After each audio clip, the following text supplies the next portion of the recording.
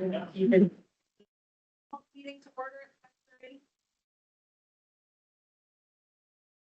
Roll call, please, Mary. Yes. Vote. Here. Deers. Here. Lutz. Here. Mattson. Here. Campbell. Here. Okay, if you would please stand and join the pledge of allegiance. Of the United States of America, and to the republic for which it stands, one nation under God, indivisible, with liberty and justice for all. We need to approve tonight's agenda. I don't think there's any additions or there. Make motion to approve the agenda. I'll second. Okay, we have a motion and a second. All in favor? Aye. Okay, thank you. So the two items on the, you guys hear me or no? No. The two items on the agenda tonight are under new business is the school land development overview and action to date. And then we're gonna do kind of a town hall style discussion. So it'll be, raise your hands, do that kind of thing. We'll go through it.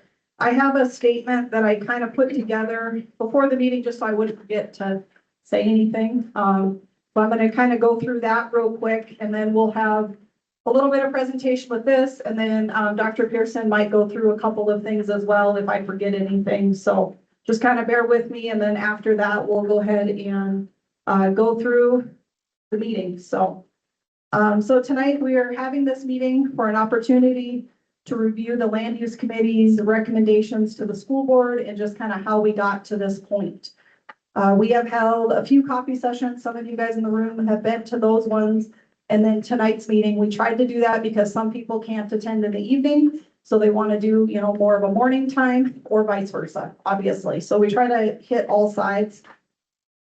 It looks like pretty much everybody signed in when they came in. We're just asking to have that for attendance. So that's good for us to know. And then as we kind of go forward tonight, like any meeting, just be respectful.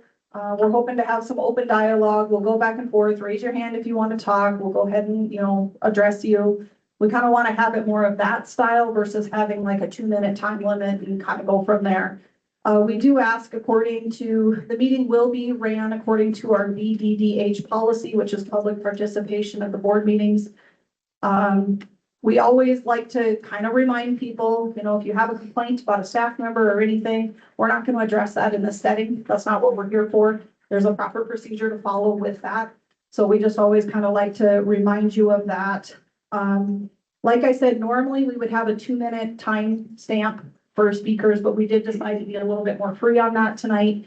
But we just ask, if you agree with something that your neighbor just said, go ahead and just say, hey, we agree with those things. We don't need to, repeat everything. If you have something new to add, yes, we want to hear that. We ask that you speak to the board. That's what you're here to do, is to speak to us. So just kind of speak to us, and then we'll go from there. I wanted to start just with a little bit of background, because I know I've had a lot of questions about, when did things get started? Where is it at? That kind of stuff. So I went through my notes over the last 3 years. I didn't go all the way back because I got lost at 3 years. I'll be honest with you. There's been a lot of it. But I wanted to kind of, go through that. So if anybody looks at our 2022 to 2025 strategic plan, that is approved every year in September, the school board meets and we go through that strategic plan and we try to decide which direction the school is going to go, right? That's what we do. And with that strategic plan, the document specifically talked about the land use stuff that we're talking about tonight. One of them was housing recruitment, staff retention. That was a line item in the strategic plan. Also, beginning construction or acquisition of staff housing as a district recruitment tool. That was also an item in our strategic plan. It's important to note that the land use committee was formed and approved by the school board. The first committee meeting was held in April of 2024, is as far back as I could find that first meeting. As a committee, they met once a month or as needed. It wasn't always once a month. It kind of depended on where they were at within the process.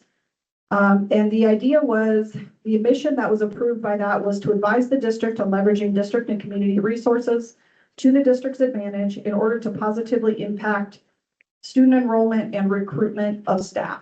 And that was the mission of that committee.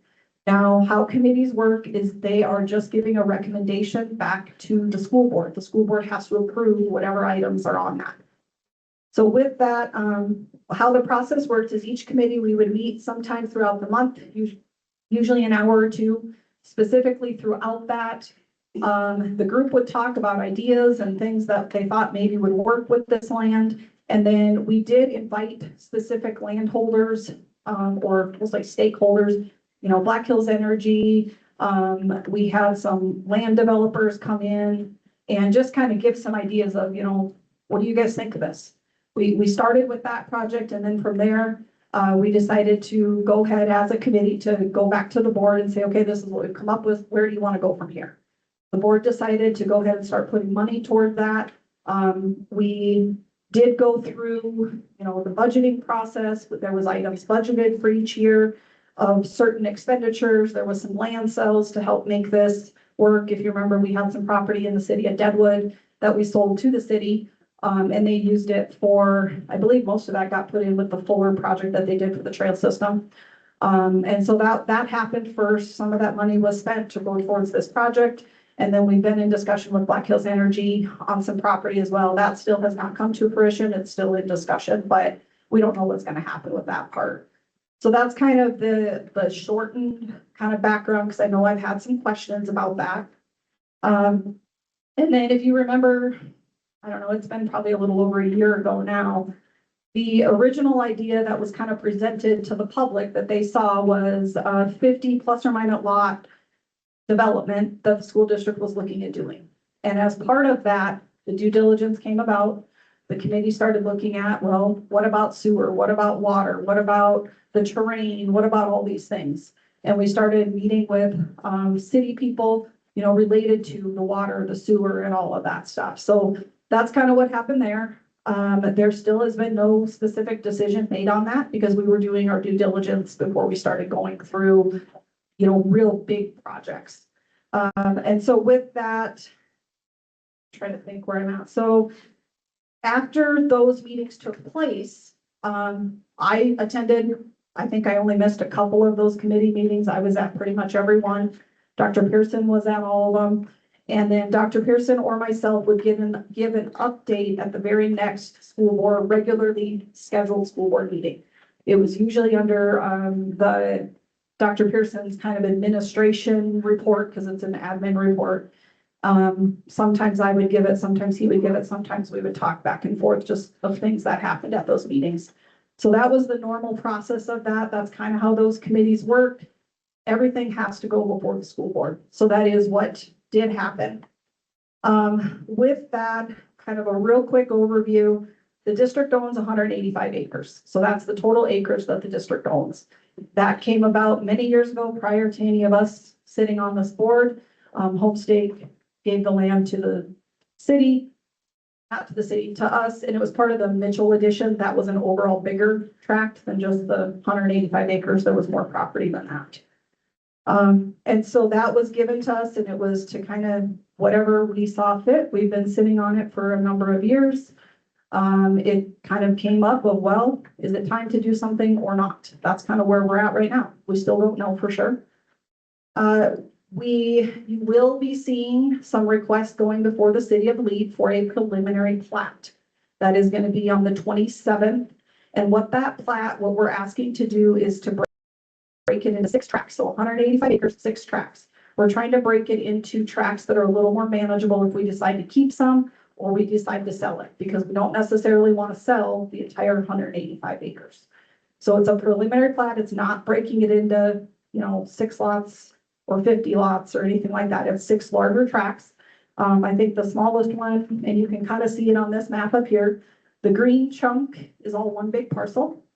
The purple chunk is another big parcel. The 2 pink chunks are the stuff right along the top of Greer Avenue.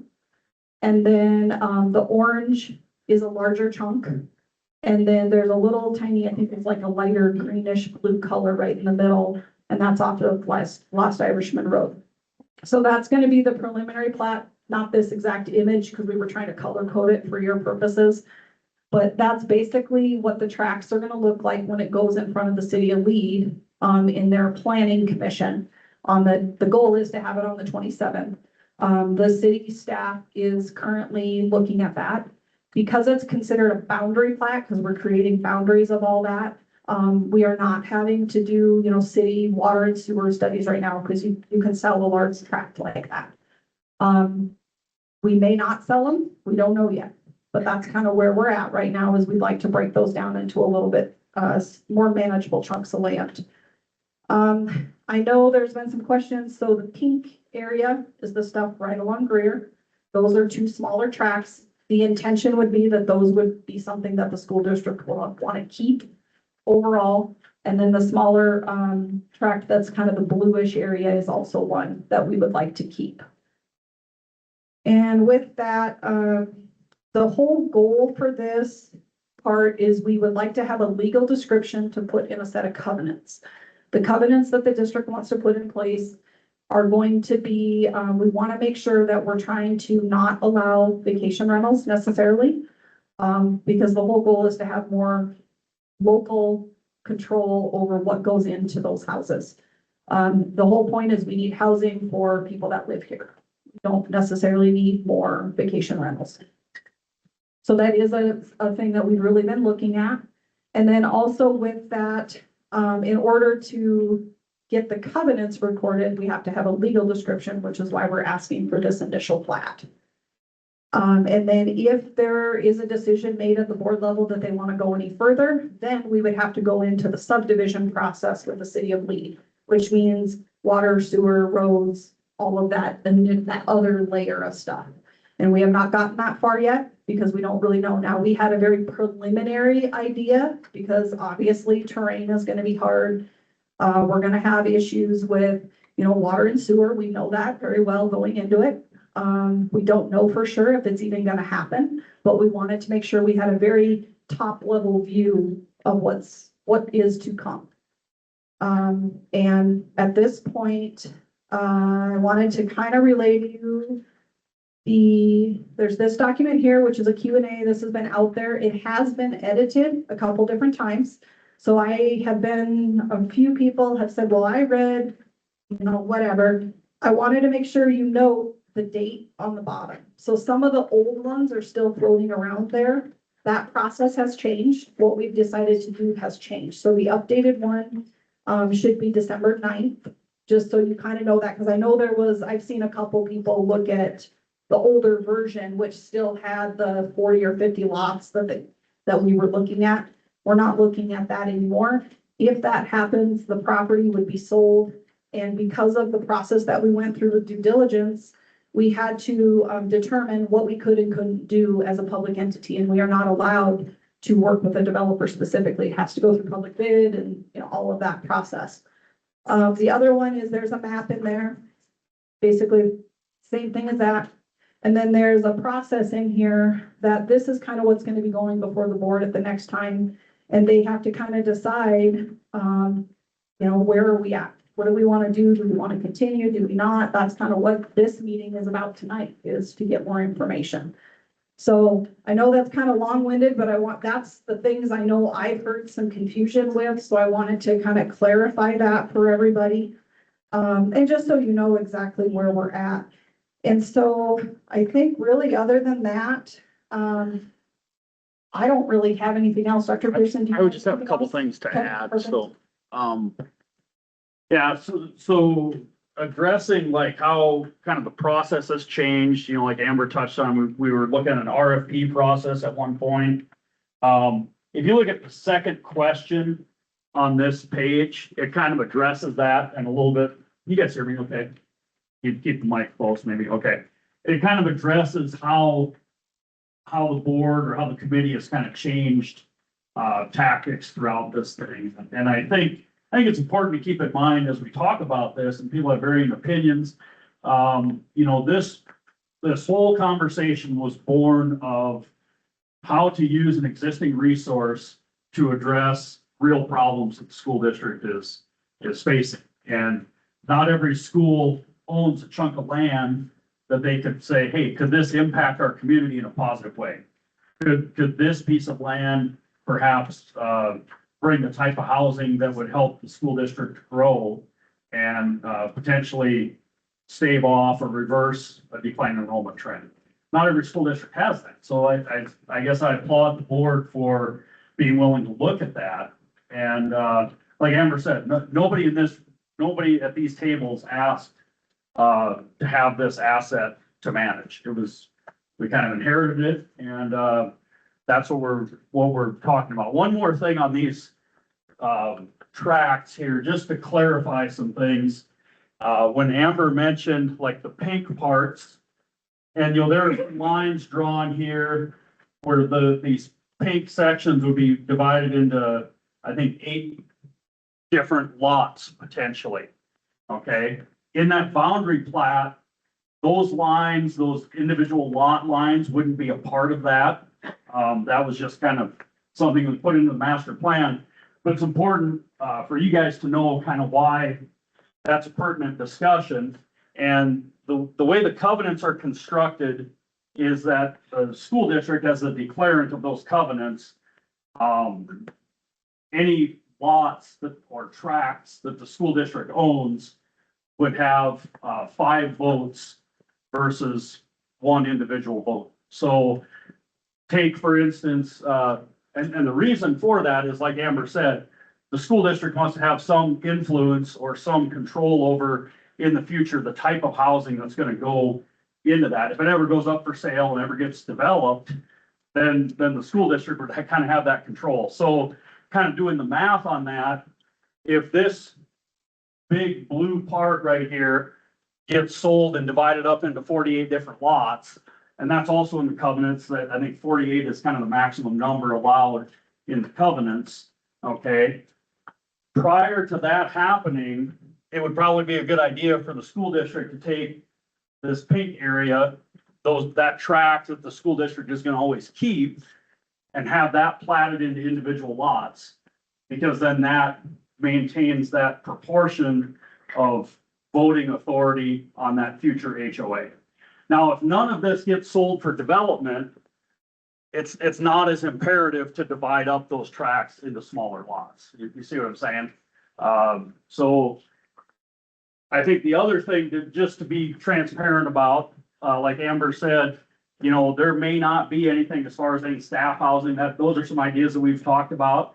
But we're gonna be honest about it. We've talked quite a bit about it. And is that, that's a question before us. Is that the right thing for the school district to do? Is it something that would be beneficial? Would it be handy to have that available as a recruitment tool? And so a lot of the questions that have come at us are, well, do you know exactly what it's gonna cost to build a house on that lot? Well, no, we don't.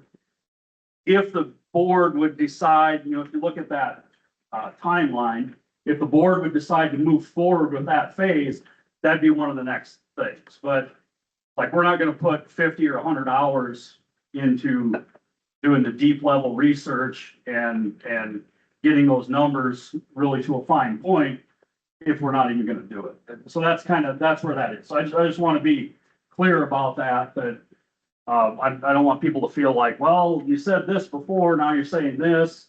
There are some decisions to be made yet. And some of those conversations talk about, some tiny homes up here as a possibility, some big single family homes in this area. Obviously there's a lot more legwork to do before any dirt moves on any of that stuff. But where the board wants to go with that is some of the next questions they need to answer in the next month or so. Does that kind of sound right? Okay. So the way we can do this is, I don't know if Amber, if you want to call on people, or if you just want to kind of direct me, I can run around with the mic. We'll make them run around with the mic. Yeah, I'd be glad to do that. So if you want to, if you have a comment to make, like, just raise your hand and we'll kind of go down the line. Or if I'm gonna tell you, there might be some questions that you ask that we don't have an answer to. If that's okay.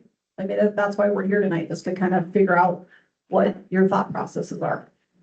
So anybody want to be brave and stand up and start? Go ahead, Don. On that first street, in the purple section, I could tell on the map that there's some lines drawn. It says that it's 80 acres, and you mentioned the figure 48 homes. I don't know if that's accurate or not, but what elements did you use to decide the size of each lot and how you were going to subdivide it? Great question. Do you want to tackle that? I can a little bit. So basically, when we worked with the design company, it was Terrasite Design.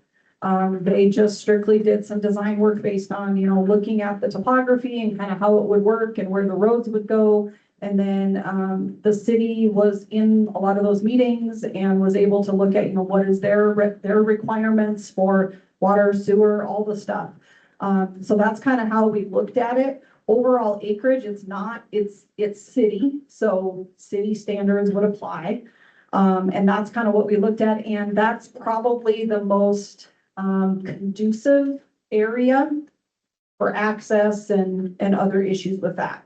So I think that was do you have anything to add to it, Dr. Pearson? Yeah, the other thing, I don't know if this is pertinent part of your question, but you talk about the acreage that's listed there. The survey on this just kind of got completed. And so some of these documents, there might be an estimate of acreage there, like this is 40 acres, 60 acres, whatever. Some of that was just a guess, looking at the whole chunk of what we own. And then, okay, it's a piece about this big. It's about 40 acres, or it's about 60 acres. So some of those actual numbers will kind of come more into focus when we look at the actual survey, because now we know what the acreage is of this blue part, for instance. And I don't know it off the top of my head right now. I think it's 40, give or take, but yeah. Anyway, I just want to be clear about that. I don't want you to feel like there's shifting numbers, but we go with the best information we have at the time, so. Anything else, Don? Where's all this traffic gonna come in and out of this place at? Well, I think overall, again, keep in mind, we didn't get into detail of full, but it would be, Lost Irishman Road would be one. There would also be an alternative access coming down sort of by the, it would sort of be down by the fire hall. That much traffic might be coming out by the high school or behind the mall. Can't get in your lead. By the fire hall. By the fire. Gonna put 4 times the traffic on that hillside and all that, You could. and that Lost Irish, where's the fire actually gonna be with this big green tract if you give that for? Well, the green tract is just gonna be sold as one tract. We would not be looking at subdivision possibly on that. Someday develop it, if this all goes through, then you're just gonna continue with that green tract, but where's your fire exit gonna come out for that green tract? And actually the green, yeah, that's a good question. This green tract here is really, going back through these documents, that's some of the piece that we said may never get sold. Yeah, but if these first few tracts develop and proceeds, there ain't no stopping. They're gonna go right into that green tract. Well, okay, but not if we don't sell it, not if the school doesn't sell it. And that kind of speaks to, right, and I'm not trying to argue with you, but that speaks to why the school, let me finish, just one You minute. guys started, and the other developers come in and jump on board, and we're still back to the same thing, Cherry Peak the same way, they don't have a fire exit. So, I So, mean, that Right. whole picture has to be, and all this traffic in this purple coming down by the fire hall. Got 48 homes up there, 48 lots. You times that by a couple, and the kids driving cars, and the mailman, and the city workers, you just triple or more all that traffic coming down 2 stop signs. so I'm going to back up just a minute. So part of, and this, we've had people also say, I think we've had some people say the school should never sell that land, just let it sit there. And it probably could sit there for another 100 years. I mean, I don't really care. Sell Okay, and then we've got people saying, just sell it, get rid of it. Okay, now, here's the deal. If we just sell it without doing any of this platting, then we have no control over it, there's no foresight to it. Why would you want control over it? You sold it. Oh, because we currently own it and we're looking for a way that land could potentially benefit our school district and our community. Now, let me finish this next sentence, okay? Just let me finish, okay? So the reason they're dividing it up into different tracts is so that if the day comes to sell some of that, it's not an all or nothing proposition. The district wouldn't have to sell all of it in one chunk. That's, I mean, that was the thought process there. Whether it's right or wrong, that's something ultimately the board is gonna have to decide. Sounds like to me you're putting a hell of a lot of traffic in two spots. I want to clarify a little bit, Clint. The proposition right now, we are not looking at subdividing it. We want to do 6 tracks right now. That's it. Okay, Then if it sells, it will not be on us to make that determination. It'll be up to the developer if it sells. if it sells, We don't know that if yet. it does sell and keep selling, you're still gonna have 2 outlets. Correct, but that's not our decision to come up with. That's the person that develops that property will have to work with the city to determine what they need to do. Okay, we're trying to get the city's input. What are they thinking about if this stuff doesn't blossom like you want it? Where's all this traffic coming and I going? think that's a question you need to have with the city though, because they have to meet their regulations, no matter what, whether it's us or somebody else, they're gonna have to go through the procedures with the city to make that determination. So I'm not gonna answer that because that's not our call. That is the city of Leeds' call as part of their subdivision regulations. Do you have anything else, Clint? Okay, I have a question. You say there's a benefit, you're trying to sell this for the benefit of the schools. Can you explain more of that would be a benefit to this community and school? Yeah, I'd be glad to. And this is something, I'm not making this up. If you've been to, meetings, commission meetings in the city of Lead, it comes up in like, chamber meetings in the city of Deadwood, in our communities, we're a hospitality-based economy, and that's not necessarily a bad thing. But what we've seen from the school is that it's becoming increasingly more expensive for families to live here. And that, as the property values go up and the vacation rentals kind of proliferate, that's good for our tax base, but it doesn't bring more families. And so I guess that's where we're looking at a benefit to the community is, because it's all driven by profit, right? The school district isn't necessarily interested in making a profit. We're interested in what's going to benefit our community, and that is more families. So that's kind of the angle and some people might disagree with that, but that's where it's coming from. So is this going to be like some sort of, when the houses are built, they're going to be a certain price range I saw in there? Is that how that's going to work to attract these families into this area? Well, Or do you want me to answer that, or do you guys want to answer that? Developers set those prices or still building? Ultimately, it's gonna be up to the developer. Like when you sell it, even if you put covenants in there, like you don't have complete control over it. And that's why we're trying to control what we can control. But yeah, in the end, there are some things you can't control. Can I go ahead and add to that a little bit? Just doing my own research for this, I would like to say that I tried getting, some numbers, just realtor.com. And what I was able to find is that there are currently 164 single-family homes with 2 bedrooms and 1 bath for sale in the Lead-Deadwood School District as a whole. Of those 164 homes, 40 of those homes are currently under $500,000.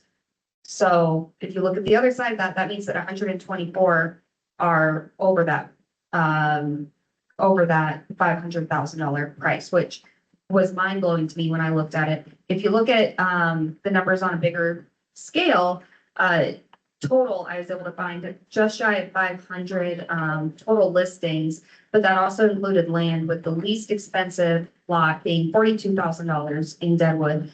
And the next one available being $62,500. And again, that's realtor.com. Now, with what you're kind of saying about affordable housing being a concern, I think all of us have felt that crunch. I can tell you, I live in the Stage Run subdivision outside of Deadwood. And we currently have, homes for sale in our neighborhood that are not what I would consider to be affordable housing by any means, and they are those newer homes. The other issue too, we have is also regarding that, potential fire access outside of it as well. And one of the things that was done with our particular neighborhood was the creation of a TIF that when that land was originally sold and developed, the homes that were built to be affordable housing. Now, what I would also like to call to mind for you guys too is to remember that we are looking at potentially selling this land. I mean, to a developer, and then ultimately it would be up to the developer to decide how that's going to go from there as far as what kind of housing. However, that's part of why we want to have these covenants in place. If any of you guys do live in a covenant controlled community, it can be a great thing. It can also be a royal pain too. But the goal of those covenants is going to be to help keep those houses ideally at a range that are going to be more affordable to our families and not necessarily geared toward the vacation rental as well. I couldn't tell you exactly whether or not, every house that goes up is going to be in that $250,000 range, or if it's going to be more than that. We don't know. And once that land is sold, we don't necessarily have that control to do that. The idea is to try to put things in place to help give us a little bit more control to help influence where we have the ability to influence. Because once that land is sold, it's ultimately going to be up to the developer. But if we have those covenants in place and we have that HOA in place, that gives us a little bit more ability to affect what's done within that neighborhood. And if any of you guys do live in an HOA controlled area, that's one of the reasons that you have an HOA is to help with that for the entire neighborhood. So I'm trying to keep on track, but that being said, so with an HOA, you really can't, I've never really seen the possibility of a covenant being set to cap it at 250,000. No. 300,000. So that seems like a very uncontrollable variable. But anyway, moving on. I'm just more curious if we want to use this money, why isn't it more a thought process of like directing it towards teachers and wages to get more people here and affordability status that way? And also, I mean, because of working on this infrastructure and doing these funds and whatever, how much is that going to make the taxes flow anyway? So I can speak to that first part about the 250. I didn't say capping home prices. No. What I was trying to explain was that if you look at what we've discussed as far as affordable housing is concerned, numbers such as $250,000 to $500,000 price range was kind of what was put on here. Now, I know you've seen plenty of covenants that say, minimum 2,500 square feet, and these are all the different requirements, right? So I just wanted to clarify that I'm not saying that there'd be any kind of a cap, and you're correct. No, you don't have the ability to do that. Trying to Right. control affordability. Well, and part of that would ultimately be up to the developer and any decisions that were made in conjunction with the city as well, whether or not they chose to pursue, say, a TIF or something like that. But I just wanted to clarify on that piece. Making I'm just saying that's not really controlled.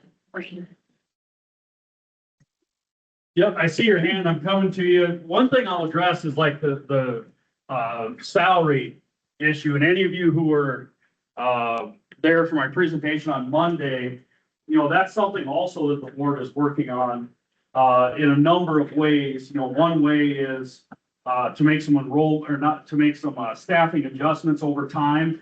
So our staffing matches our enrollment. When I came here 5 years ago, our starting wage for paraprofessionals was $12 an hour. Now it's 1956. That's a pretty good bump in 5 years. We went from 88th in base salary in the state of South Dakota to now we're in the top 15. So we are working on that, but the flip side of that is then we have to have like some of the overall numbers, we have to absorb some positions over time if our enrollment stays down. That's the other piece of that. That was the answer to my second question, of whether or not our economy can afford $250,000 to $500,000 home. The school board economy. But I would like to address the covenants. I think everybody knows that the city of Lead does not enforce covenants. It's not their responsibility or proprietary. They don't care about them. Covenants are enforced by a homeowners association. And since, now, obviously Lead will enforce their own rules and regulations, but they don't enforce covenants. So you enforce covenants by suing somebody. If somebody in your neighborhood is not complying, their grass is purple instead of green, and the covenant says it has to be green, so you sue them. And the HOA then has to hire lawyers and go to court, et cetera, which is not desirable. I just wanted to point that out. Maybe everybody knows that already. No, that's a good point. Your covenants are only as strong as your HOA. And that's why, you know, if we part with some of this land, you know, right now and you know what, if down the road, if a future school board says, we want to get out of the HOA business, we don't want anything to do with it. Well, it'd be pretty simple to either dissolve the HOA or sell their lots and cede their control. That can always be done at a later date. To get that control back, it's never going to happen if you don't plan for it. So I think that it's good that the board and the committee has kind of planned for that. And again, addressing, you know, the color of the lawn and like we made it very clear when we started drafting those covenants that we don't care what kind of mailbox people have. We don't care what their siding looks like. I mean, within reason. But the covenants are more geared towards the vacation rentals, that kind of thing. And then some of your common things like if you're gonna build on a lot here, you have a certain amount of time to get that done. You have to take care of the landscaping and the drainage so that you don't create a problem where you wash out your neighbor. You know, those are the kinds of things that are in the covenants, but, okay, I'm talking too much. And could I add to that as well? And please, Dr. Pearson, correct me if I'm wrong. You're completely right. You are completely right when you talk about, you know, the HOA having to be the one to, you know, go down that road of going to civil court and suing someone, et cetera. I would like to clarify, and this is where I want you to correct me if I'm wrong, but HOA does not mean Lead-Deadwood School District. It would just mean Lead-Deadwood School District would have a seat at the table of the HOA, but it would ultimately be that HOA that would do that. It would not be us as a school district hiring the attorneys. If it came to that. And that's a good point, you know, like in full transparency, if things got to that point, the school district would have representation on that HOA. But, you know, as you know, like your HOA fees pay for kind of the war chest of the HOA and that kind of thing. There are ways that and we read horror stories all the time on the news about these HOAs that are out of control and going after people. And obviously we don't want any part of that. So we're going to let that happen, but. I'm coming. Okay. But the whole idea of the water treatment having to be addressed, because I've heard that at the city, I don't know again now if that's true or not, but it's at its limit. So the water treatment center would need addressed, sewage would need to be completely addressed up there. And all of that, you would say you're leaving up to the developer, even in the pink area? No. Good question. Like I haven't heard that water is at its capacity. When we've talked, and I don't know, Robin, I think has been there, I don't want to put you on the spot, but when we've talked with the city employees, we've asked, is there capacity to serve a future development with water? Now, sewer's another story, okay? And we know that. We've done a little bit of research on that. And that's where, like, when we talk about the areas in the pink, we've asked that question of city employees. Can the city of Lead handle 8 more houses? Yes. So, yeah. So But yeah, the sewer it's gonna be an issue right here. So this whole thing, like the large development may never happen. Because that's gonna be on a developer to tackle that problem. But I think also, I think anybody that's been here a long time, and I've only lived here 5 years, but I've been in South Dakota for 52 years. I think just about anybody in this room can look around and identify some places you'd have thought would never been built on. And now people are doing it. And so I can't speak to the future. We can only prepare for it. Well, and I think it's pretty important to say, anybody that works in development, there's a lot of realtors in this room. There's things that can happen if somebody wants to pay for it. So sewer can happen. It's not that current system can't take on more, but that doesn't mean the city's not gonna have to have capacity of some sort in the future. Might mean somewhere along the route, they have to put in a station, another station. There's things that could happen.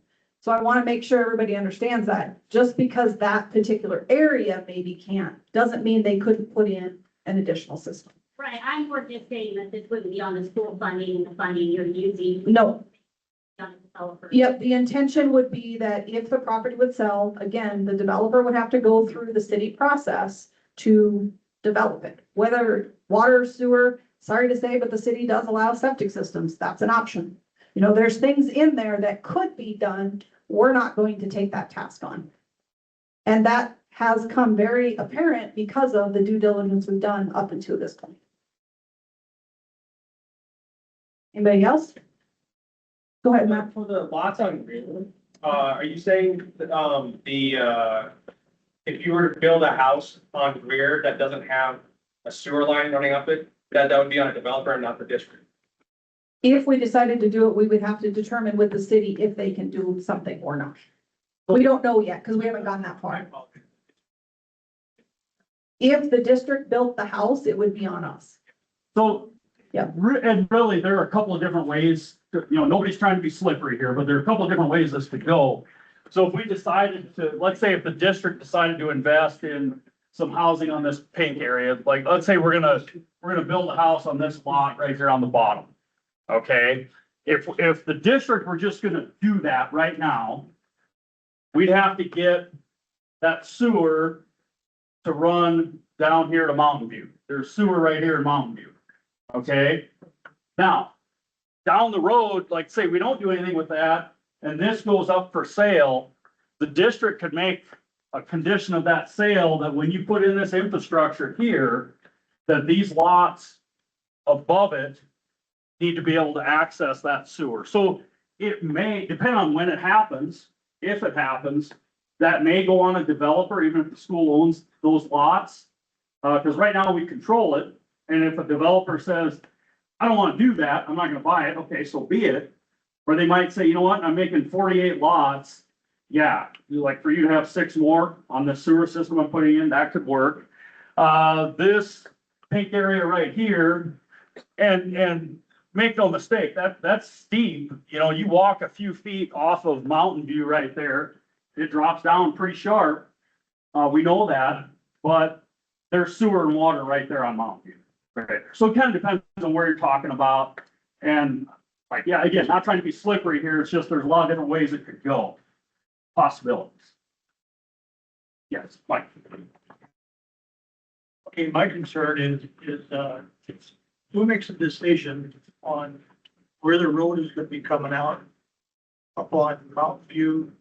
Is that the contractor or is that the city?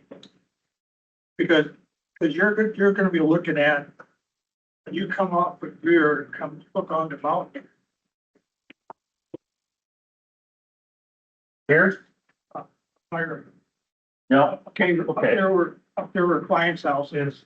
Yep. Okay, you come down around that corner, I've already had 3 cars end up in my property, coming down that slippery hill right there. Uh-huh. So who makes that decision? Because the thing is, what I'm concerned of is we got a pretty quiet development up there.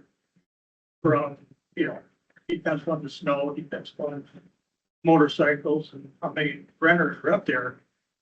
But my concern is is, people coming down there. And, if you take First Street, you gotta move over on that. Okay, and then if you come down Third Street, there's a steep slope there.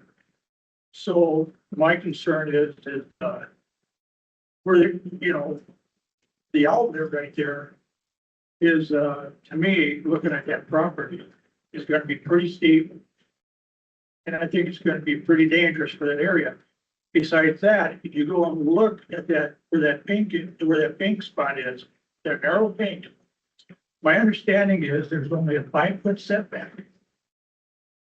Or to build houses on that. I could be wrong, but that's what I was told the other day. So you're gonna be ended up having a mess. But there would be cars parked on the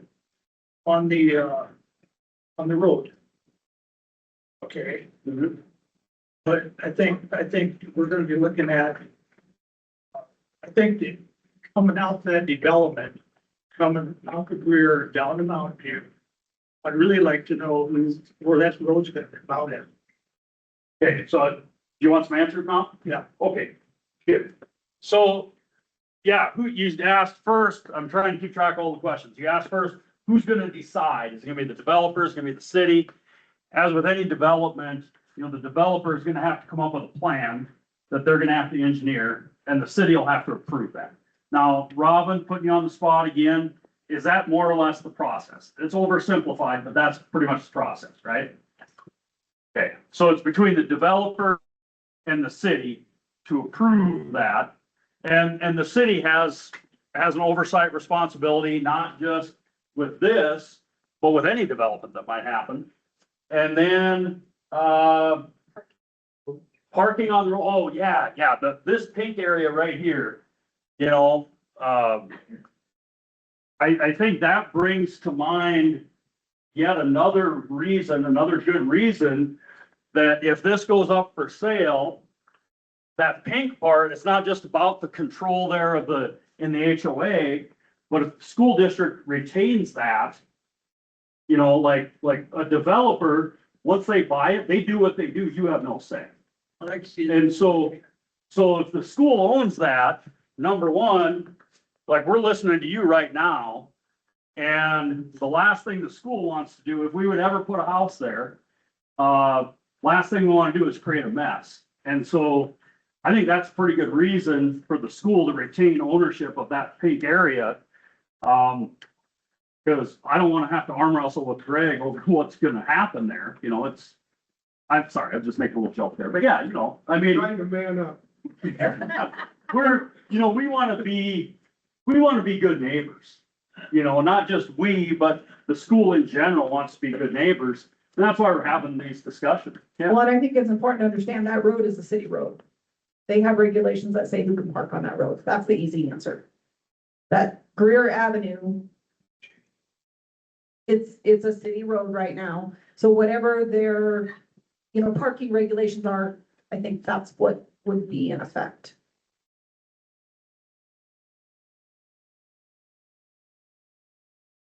I'm John Sternhagen. I am on the planning and zoning board with me, and she is correct. You can't park on that street now. One of the things that would be imperative that I think, as far as approving a plat, that would be to, currently in the first subdivision, you have to have off-street parking. And our community, I've lived here my entire life, and we have a lot of streets that are one-lane streets and parking on the streets, things like that. But going forward, you know, you have to make sure you make the proper decisions, that you don't make things worse than they were before or compound problems. I've said it at a couple of the other meetings, not everybody had the ability to go to some of the morning meetings. I was at both of those. And I've stated, and most of you on the board have heard me, my opposition to the school district owning houses or being in the rental property business. And I made a post on Facebook today. I stated that again. I think that I've been in the rental property business myself, rented property. It's complicated. I think the board needs to really consider, you know, what they would maybe be trying to tackle in doing that. The biggest thing that I can see would be morale problems. If you give an entry-level teacher, and granted, your wage has gone up, but for entry-level teachers, but existing teachers' wages haven't gone up comparably. So now you're making a closer margin between a teacher that's been here for 10 years compared to an entry-level teacher. And, you know, they don't have animosity against the new teachers, but you are causing yourself a problem. You might not realize it, but I think that is starting to happen. So if you give an entry-level teacher a rental property, another leg up for them, and the people that have been here for 10, 15, 30 years, they've been paying their own property taxes, they bought their own house, they've gone through the whole process. You're going to cause morale problems, aside from the fact that now you have houses that could potentially, I built 7 of the houses that are in the first subdivision. And so I've been in the building construction field for 30+ years. And if you build houses up there, they will not be built. This is my personal opinion. I do not think you can get houses on those lots, even on the pink, for less than $300,000 a house. So if you build 6 houses, you know, you're spending close to $2 million of taxpayers' money to build a half a dozen houses that you could maybe rent out to entry-level teachers. And I don't know about the rest of the people in this room, but the lion's share of the people I've talked to aren't interested in that. They don't want their taxpayer money to be invested in housing for an entry-level teacher who, starting at $50-some thousand a year, is probably one of the higher paid people in our community. I mean, teachers are good jobs. You're a higher education, you know, you have a degree, so you're getting paid more. But if you compare it to other people that are taxpayers that are funding it, they're not making any more money than an entry-level teacher. And so, I think you're in the wrong lane, just to put it bluntly, and you need to really seriously consider. I mean, I'm not against the development of the property at all, but the school district's involvement in it should seriously be considered and rejected, basically. They should plat it out into marketable tracts and sell it and get it on the tax rolls. And the sooner you do that, I think the better it will be for the rest of the taxpayers in our school district. Thank you. I agree with you.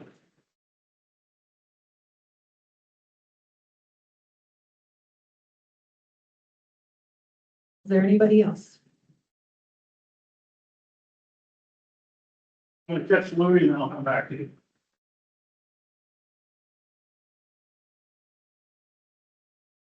So far, the school board has spent maybe $30-some thousand on engineering and surveying. How much is it? Around there, $35,000 so far. And I think it said in this flyer that you might spend another $35,000. And so that, so far with these lines on this blue part, is that where our money was spent to decide that? Making these into different plots and then building the roads and stuff like that? Designing the roads? No, we don't even have full design. This is just platting and getting all the easements together and that kind of stuff. Yeah. But I was just to touch on that a little bit, I'll speak up so you can hear me.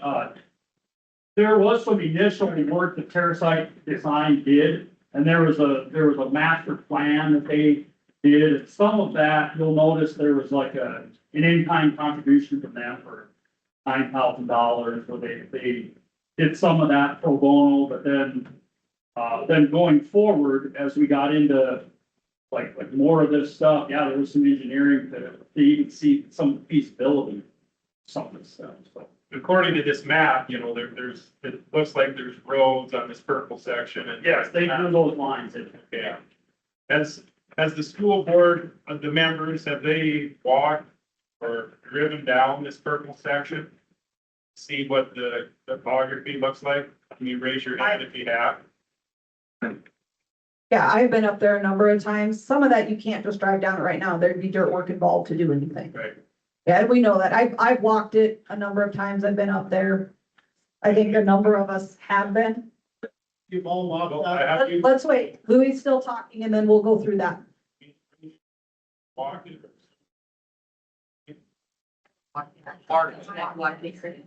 I mean, you driven down, I mean, you inspect it.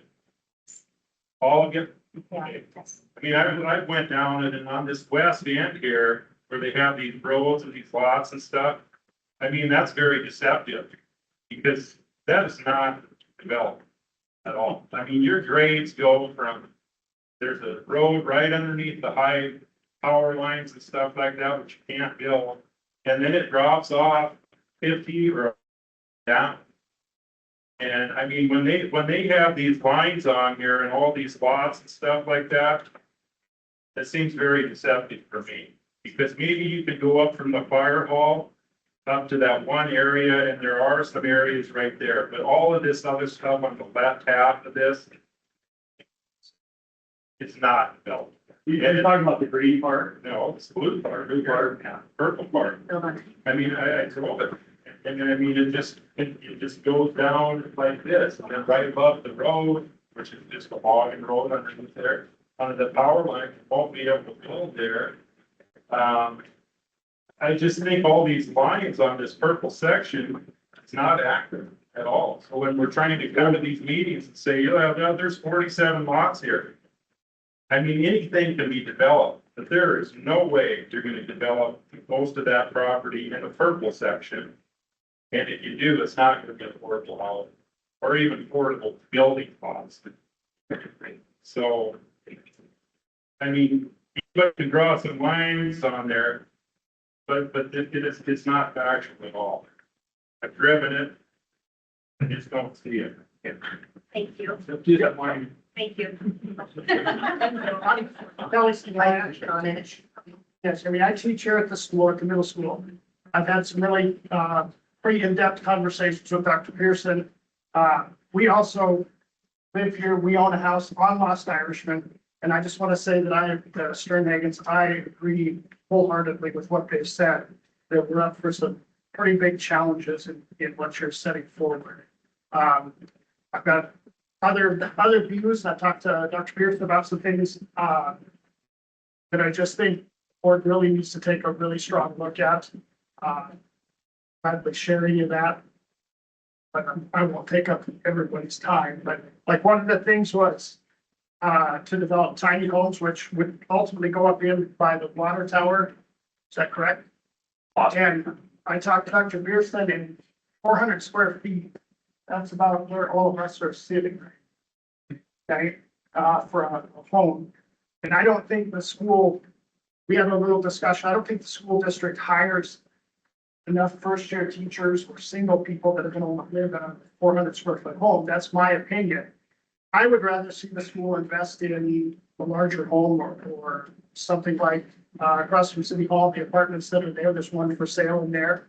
Buy something like that that's got, an association that takes care of the exterior and the snow removal and all of that. And put families up in something like that. I would rather see the school get involved that way than the route that we're looking at. Thank you. Thank you. In fact, this is the going in now. Okay. All right. Well, I can talk pretty loudly without one, so we're good. I appreciate that. And in fact, that's been brought up to me before. I did have very, very limited discussion about whether or not that would be feasible for something for us to do at the district. Now I did not, when I had my discussion about potentially doing something like that, I was thinking about it more in terms of, having it be something that we could, have like say our building trades class do some of that work on the interior and not only be able to make it a part of our curriculum, but also at the end result be helping to provide that housing as well. My understanding is that that kind of puts us into a gray area. Is that accurate? Is it only if we were to potentially sell the property that would be a problem because of the fact of our requirements as far as surplus? Like, is that even something? So if you build a home and they're dozens of school districts that do this in South Dakota. If you build a home and put it up for sale, it would have to be, if the school district bought the materials and you're gonna put it up for sale, it would have to be on public auction. That's the simple part of it. I know I've done as a teacher who taught the building trades class, I've done partnerships with local lumberyard where we built a house that the lumberyard owned from start to finish, and then it was their problem. They gave us the curriculum, the project, basically, we built it and they sold it. I know like the Kimball School District, for instance, their building trades class built a house, and you guys are gonna love this, the superintendent lives in that house now. School district owns it, and it's part of the package for the superintendent. So, I mean, there've been different things that have been done, and there's, legal ways you have to go about whatever your goal is. So, I think I've got a couple of people that have raised hands here, and I'll try and hit those. I just think I'm trying to get some information here. I think I heard something about putting this whole property up for bid in the past, and it was passed on. Say that again. Consider selling, did you consider selling the whole parcel and using the money how? Every year, for the last, 14, 15 years, this land comes up every year. Want to know what we want to do with this property.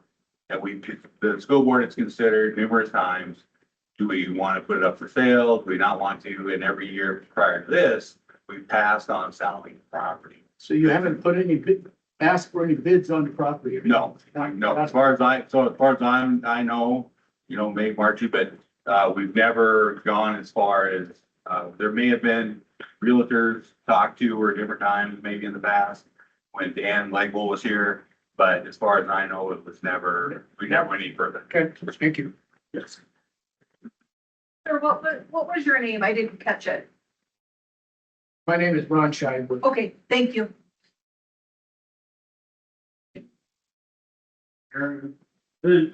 You want to say something before, is the moment passed, or you want? to cover it. Okay, thank you.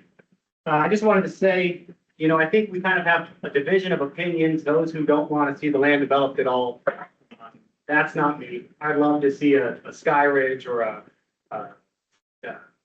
whatever that one outside Deadwood is. I'd love to see that in me. Where my concern is it the school's responsibility, or what are the pros and cons, I should say, of the school maintaining property, maintaining houses? We have 3 to 5 tiny homes is on phase 2, summer 2026.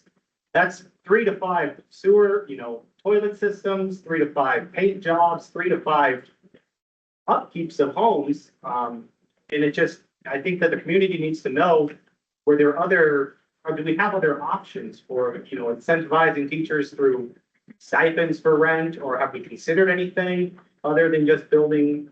Obviously, yes, we've considered a lot of things. I mean, you know that, Why? Yeah, I mean, I wasn't yeah. sure. Yeah. I don't know if there are programs like incentivizing $500 off your rent, $1,000 to pay rent in town. There's a new apartment complex just outside of Deadwood that I'm sure is. Yeah, we started on $1,200. So One bedroom, one house, 1 bedroom, 1 bath, that new one in Deadwood starts at $1,200. So $1,000 a month subsidy for a teacher would go a long way. And I just wasn't sure if we considered things like that, rather than jumping just to building houses. And then one more comment is we discussed, these are steep hills, there's snow in Lead, people slide off roads, there's a lot of liability that comes with owning and managing rental houses as well. And I don't know if it's gonna be our janitorial staff that upkeeps these things, and, when you need a drain snake at 1 in.the morning, if it's gonna be our staff who's doing it, or, those are just a lot of considerations that I wasn't sure if we've weighed the pros and cons for other options. Wow. Yeah, you bring up some good questions, Aaron, and like, I would say the board is weighing the pros and cons right now. So, in that, like where it says, summer 2026, that's pretty aggressive. That's Right. So like, when that was put on paper, we kind of went with the earliest date it could happen. That doesn't mean that's the plan. But if you put, like, let's say if we put 2030 on there, and then it happens in 2027, then the school board's a bunch of liars. So you kind of put the earliest possible date there. The other thing, I'm glad you brought this up, that timeline there, an all or nothing proposition. So those are things that the board, hearing your input, looking at some other things, those are decisions that they're gonna be making. And so it's all very timely to see. I just want to say, I think Aaron hit it right on the head. There's just a lot of things that come along with this that we're not looking at. If you want to sell it, great. If you want to sell it to a developer, I'd love to see it develop. That's great. We don't, whatever. As far as these tiny houses and the school owning them, it's a bad idea. It's crazy. It's just, when you say, well, it's gonna be 1.2 million is what you told me last night, for 4 little houses. Well, man, we're flush with cash, I guess. I mean, it seems like we have that kind of money to build little houses and maintain them, and our janitor staff is not, They're pretty good. they're pretty good, I get it, but there's a lot of maintenance to do. It's just something that I think we should not be doing as a school district. Take care of the kids, give the teachers more money, and forget these little houses. Thank you. I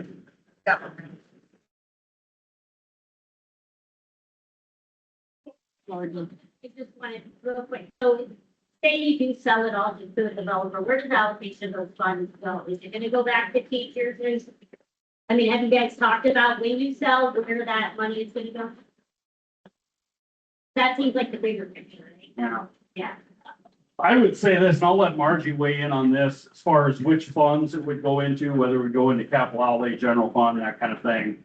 One thing I would note, if we don't do any pre-planning with it, and we just put the whole works up for sale, okay? Pick a number. If I pick a number, everybody's gonna say I'm a fool. So you pick your own number, whatever that is. And, I'll just say like our combined budgets are like 12 a year. Okay? Now that's gonna maybe go up, maybe it's gonna go down as we trim, or decline enrollment, whatever, but whatever number you have in your mind, you just put that up for sale, how far is that gonna go? And I think that, what the board is doing here is, rather than looking at that as an asset to just get rid of, and then you have a little bit of money, that won't go very far, will be gone in a few years.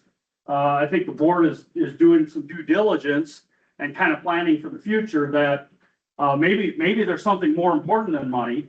They're not gonna give it away, but maybe the thing that's more important than money is, how can this impact our community? I think that's something people are losing sight of, and we can argue what's the right thing to do or not. But when I hear people kind of speak with angry voices about this stuff, I think you gotta remember, you got a group of people here that are trying to do good for their community. And we can disagree on what is good or what is right. And that's why we're in America. That's why we have a voice on that, and they're gonna make decisions on it. But I think we need to kind of keep in mind what the motives are. And that is to improve the community. That can mean a lot of different things. I don't even, All right. I don't think that anybody's being angry. Yeah. But, you said a little bit of money. We're getting $285,000 for a half an acre lot out Powerhouse Pass. We got all this property up there, it's worth millions. Can you imagine if you took that money, put a state-of-the-art welding shop in, electrical shop, body shop for these kids to learn how to do something besides just math and science, which is great, but not all kids need that. And I think we should really be focusing on the kids more. And I listened to Amber talk about how long she's working on the project and the board. And there's been a ton of time spent on this. How about all that time being spent with the students? Wouldn't that be great? That's what I think. I think, let's look at what we're supposed to be doing. Take care of the students. Make that our priority. Granted, I think it's nice to have You know, I would argue, I think it's my good. priority in my job is the student. right, but, Okay. hey, no, but I'm not criticizing you at all. I'm just saying, I'm looking outside the box. And Mr. Superintendent, I went to this high school in the '70s. There was 550 kids in this school. Now there's 160. So I mean, there's a lot of things that have changed. But I think with that kind of money that's available up there to make the, give the teachers some more money, you could use the interest off the money you make from that. And hey, listen, I've never said anything about this all the time it's been going on. My wife's sitting there and I don't want her to have a hard life because of me. But I'm just telling you, She's not gonna, I mean, you have every right for her opinion. What do you think I'm gonna do to her? Okay. Let's go ahead and finish up what you would like to say. what I'm trying to say is, I think that you're trying to do the best you can with this, but I think like Sean Sternhagen said, and my brother, we need to look at selling it to a contractor that knows how to develop it. And the school doesn't need to be in the business of building houses or developing land. Our job is to take care of the students and make sure we have an educated community. And maybe talk to the people in the community a little bit before we do something. Well, that's what they're Thank doing. Is there anybody else? Go ahead. You want the mic or? No, oh, I gotta, Greg and I were talking one day, and what's wrong with just leaving it set? Land is just gonna totally keep increasing in value, and you don't really need the money. Right? That's an option before the board, yes. Not that it hasn't been looked at. It is an option before the board. Amber, can I just address where the funds would go if they would Yeah. sell it? Yeah, that would be Do good. you want a mic or no? No, thank you. It would have to go into capital outlay because we're limited in our general fund. We can't have an excess cash balance. So we would put it into capital outlay. That's where all these expenditures are being taken out of anyway. And then they do have that flexibility where we can transfer 45% of the capital outlay fund into general fund to offset our teacher salaries. So that's the way it would have to work. Thank you, Margie. Thank you. So I guess to kind of piggyback a little bit, I would say that every single person at this table, our ultimate concern is our district, our kids, our staff, and that's why we're looking at potentially doing something. Now, when we talk about that potentially doing something, that's where I would like to put it back to you guys and ask you guys for a show of hands. I've got 3 options written down here, for what to do here. 1, would you like to see us sell the land? 2, would you like to see us keep the land? And 3, would you guys like to see teacher housing? So I would appreciate it if you guys would raise your hands and just show us where you fall on that. If you are in favor of selling the land to a developer, would you show me your hand? They can vote for more than one, right? Sure.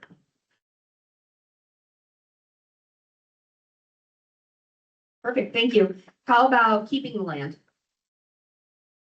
I don't think that should be an option. Keeping the land, not. Self-land. And then how about teacher housing? All right. Okay, so I'm gonna throw in, what about the idea of kind of doing what we're doing, which is trying to break it up into more manageable tracks? And then if we need to sell something, we have something to sell, but maybe we don't want to sell all of it. Well, that ship has sailed though. No, it hasn't been planted yet. City hasn't approved it. But I'm just, that's. It makes it more saleable. Because the way I look at it is, we still own all the land. We own 185 acres, no matter what. If we break it into smaller portions, it's just making it more manageable because, yes, it'd be great, a developer wants to buy all 185 acres. More than likely, they're gonna want the stuff that they can feasibly get to.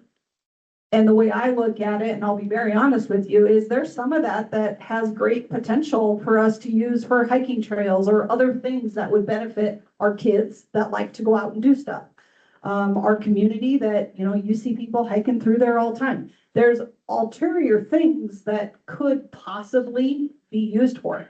We have looked at a lot of different options, but that's specifically why I think we are going to the city with kind of breaking it into a little more manageable chunks.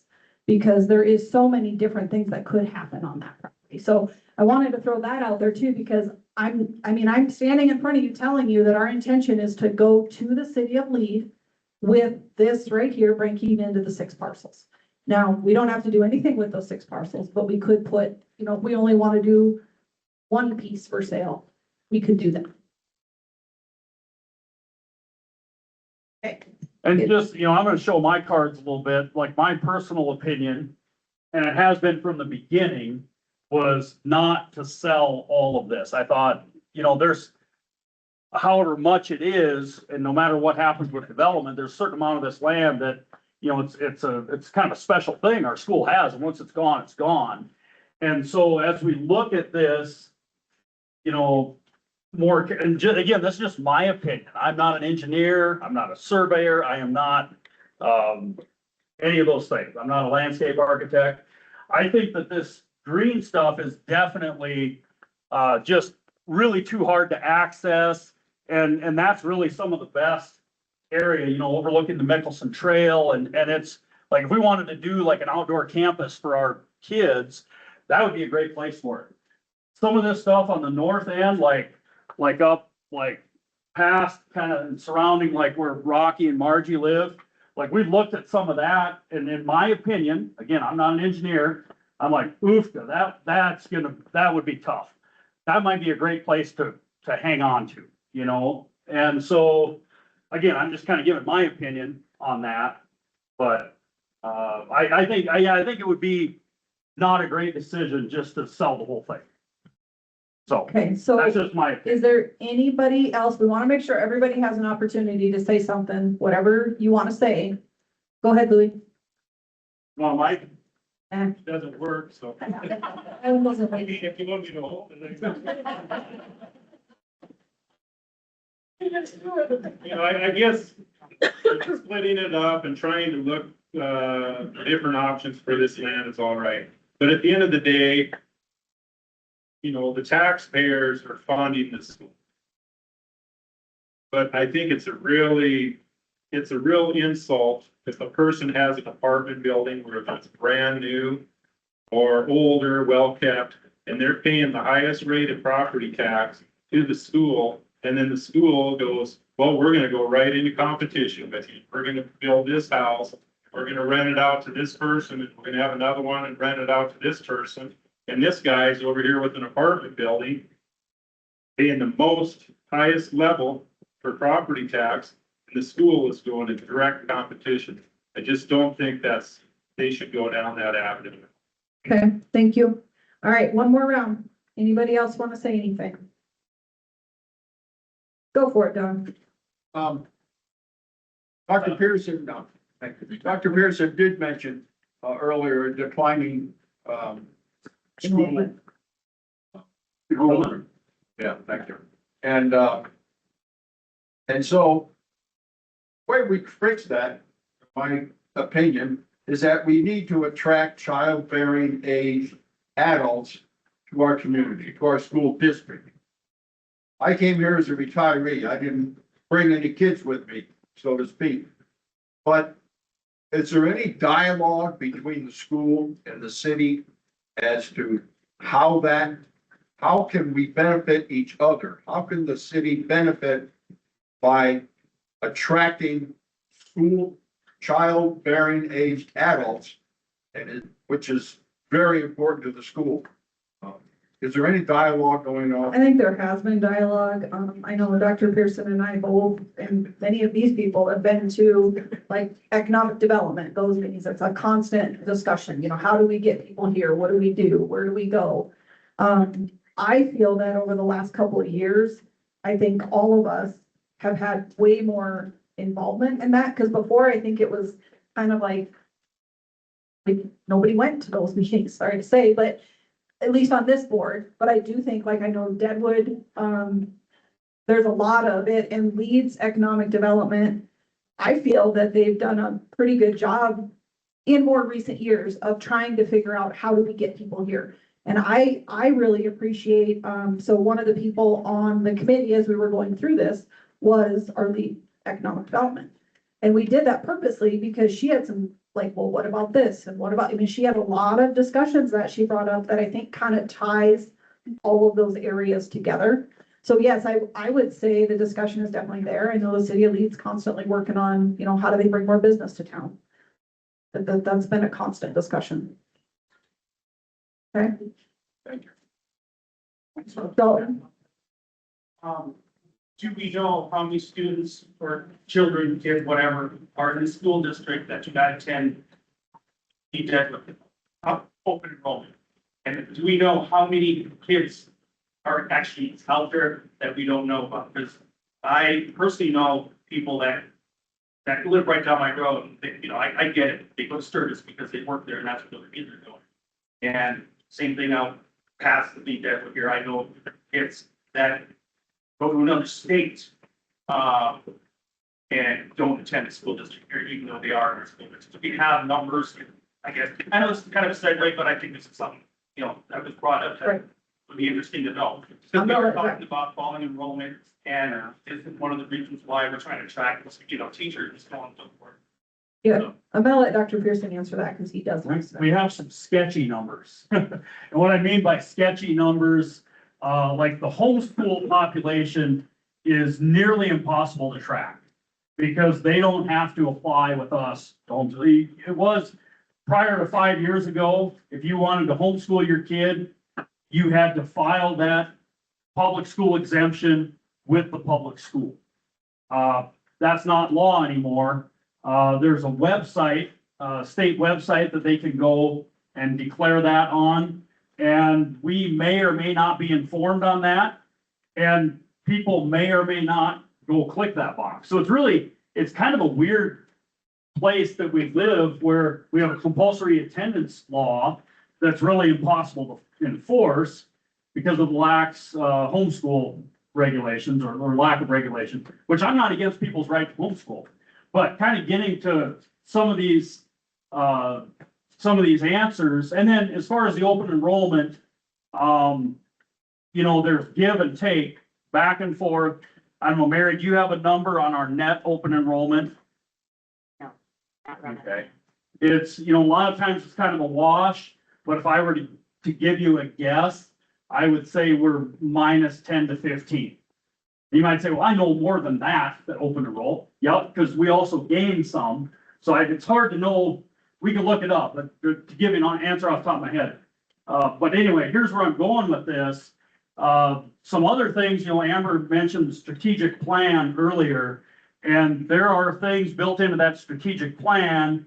And there's other committee work, believe it or not, like the land use committee is not the only committee we have going. But we also have a committee that's focused on outreach to homeschool students. Now, that's a new committee and they're just kind of getting going. But you know, another thing we're looking at is alternative school programs. And we're not talking about building a new school. We're not talking about hiring a bunch of staff, but using existing resources. How can we outreach to some of these people that are maybe disenfranchised with what the public school has to offer? I think that it used to be kind of an all or nothing thing, either you're in public school or your homeschool. And I think our world is changing to where now we're looking at, okay, what does the public school offer that you could take advantage of? Could you come in within our walls for part of the day? So those are all, and I don't want to get on a rabbit trail talking about things people didn't come here to hear about. But Dalton, you brought up a good question. And I think I addressed this also on Monday. We're trying a two-pronged approach to address decline in enrollment. One is to see how we can re-engage with those people that are choosing to not be in our school district. And then the other thing is, how do we face the reality of where we're at and adjust over time and say, you know what, if we're too fat, we have too many teachers, I just say teachers, employees, okay, over time, how can we absorb those positions? And then there come a point structurally, systemically, where we need to make some major changes with the school district. And so we're looking at all those things without trying to rock the boat or make an abrupt change where we have to lay people off or anything like that. So there you go. Okay. Anybody else? All right, Does anybody on the board want to comment on anything? To go off what you were saying, Dr. Pearson, about. Should we let these guys comment first? Sorry. Just try to understand the intention of once they gave the ground to the school district. Is there any stipulations or anything when they gave it the ground? Not that we I'm could aware. find. I mean, there was, Like a letter of intent or anything like that. I have not come across anything like that. And so if you find something like that, we're not hiding it from you, share it with us. I'm not aware of any. We did, I mean, I'll just tell you, part of that money that we spent, we opted to have a full title research done. So we had the title company and we got pages of title, everything from, easements to all the power line stuff going on. And then there was some other things in there. There's a lot tied to this property. Would And you we share did, that with us? The title prelim? I guess I don't know. I don't know why we couldn't. The title company has it and we did do a full document of that.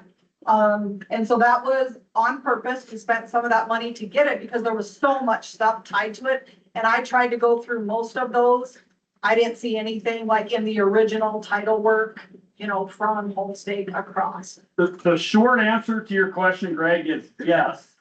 We can share that with you or have you look at it. If you show up at my office tomorrow, you're probably gonna be out of luck because it would take a little time. It But yeah. could be emailed with the push of a button. Yeah. I think that's something that we would have to talk to, because we had to pay for that. We want to make sure there's nothing there. If our attorneys don't have any problems sharing it, I wouldn't have a problem sharing. I mean, I don't have. I can't just call the title company and say, send me a copy of that. Correct. but if you wanted to look at it, we would certainly let you look at it. As far as sending you a copy, like Amber said, we need to look into that. But yeah, the simple answer is, yeah, we can share it somehow. I wouldn't know. I mean, anything that's in that title policy, I can go to the courthouse. And if I want to sit there for hours, I can see it anyway. There was a lot. And It was like all I'm saying is, Is that a document that I have? Well, it's not a document, it's a folder, and that's the only thing I don't know if that's still an active, because they sent it to us as a digital connection. I just don't It'd be know as if it's simple still as you active. calling the title company and saying, if Greg calls and he wants a copy of the title work, let him have it. We It'd can be look, that easy. I will answer with, we will look into it, yes, but I'm not gonna say yes or no, because I don't know the answer right now. But we can look into What it. would bar you from doing that? I said I'm not gonna answer right now, because I don't know. Okay. I'm not saying no, I just don't know. If it's not a problem and we can get it reinstated, I don't have a problem. It's been a year and a half since they sent it to me. So. That had a question. Okay, yeah. Sorry, You want the mic or no? No, I'm good. Okay, thank you. The only thing I was gonna say is if we could, get empirical data for how many staff might have, rejected the position if they were presented an offer for employment.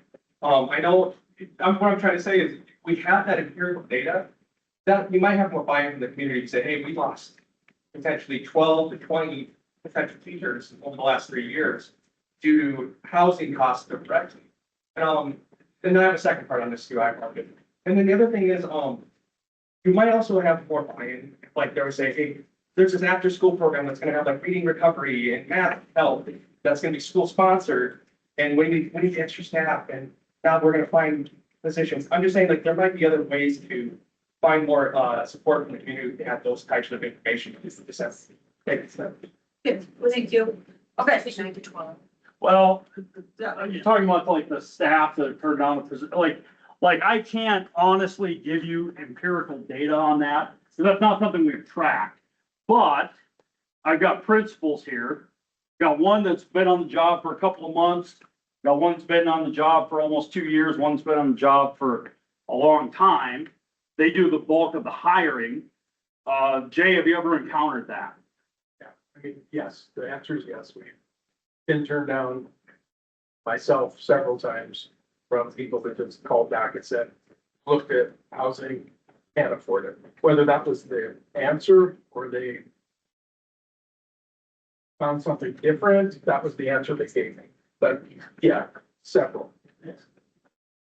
I don't know, Mike, I don't think you've gone through a hiring cycle yet. No, I mean, this is my first year, so I can't really answer that, but. Yeah, coming in as a principal, it's hard to find housing. You know, it's definitely a big challenge. And I can see why the school board is truly looking at this to find ways to try to attract good qualified people to our school. This could be something that could be enticing. And in my short tenure, I've had one hiring process. So yeah, like district wide, I would say, and this is an estimate, I'm just being completely honest with you. District wide, in the 5 years I've been here, it's happened 2 to 3 times a year that I know of. So that's. Thank you. So has anybody brought up, so say you want to sell the land, why not have a stipulation on a certain amount of lots that a builder's gonna build and then lease it back to you guys? And it takes the tax burden off of everybody else. You guys lease it from the homeowner and then you have your teacher housing instead of putting the tax burden on everybody that's sitting in the room. Yeah, we've talked, Has that been discussed at all? yeah, we have talked about it at the committee level and, yeah, and that is a possibility, you know, if we, yeah. Like, do Mayor, back there? you want a mic or no? R18 Barclay, my resident hat on. I want to say thanks to the board and Dr. Curtis for looking into this.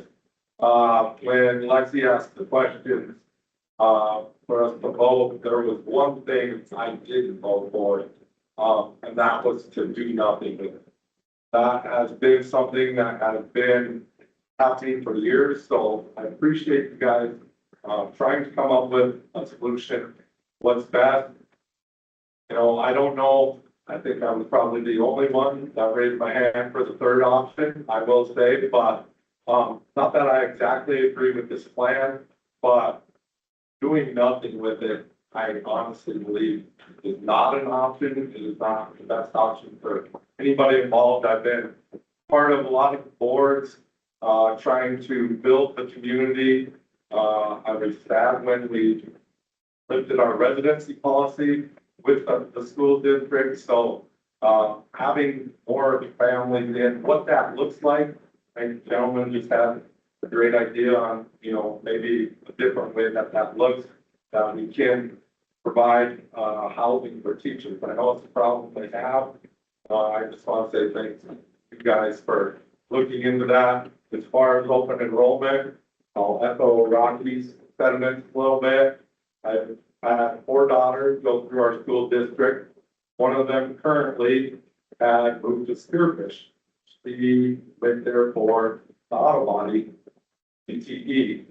That's a lot of land. I know that it would be hard to find a place to put a big auto body shop on our current area. So, you know, something to look at. We did lose one enrollment, and it was my own kid. And I graduated here with Ivan Moblin, was a great teacher of mine. I had a job immediately when I left high school in the area. So there is a huge value in having those programs Rocky talked about, and I think it's something that our school district got away from a little bit, and something we should definitely keep on back on this. Thank you. And the residency requirement, by the way, we can't legally do that anymore. And I think that came up through case law as being challenged and, yeah. Okay, does anybody else on the board want to make any comments? I will. So, okay, this thing doesn't want to work, right? It does. All right, so one thing, I would like to say is that our district as a whole has been working hard the last several years to increase our course offerings, particularly as it pertains to things like CTE.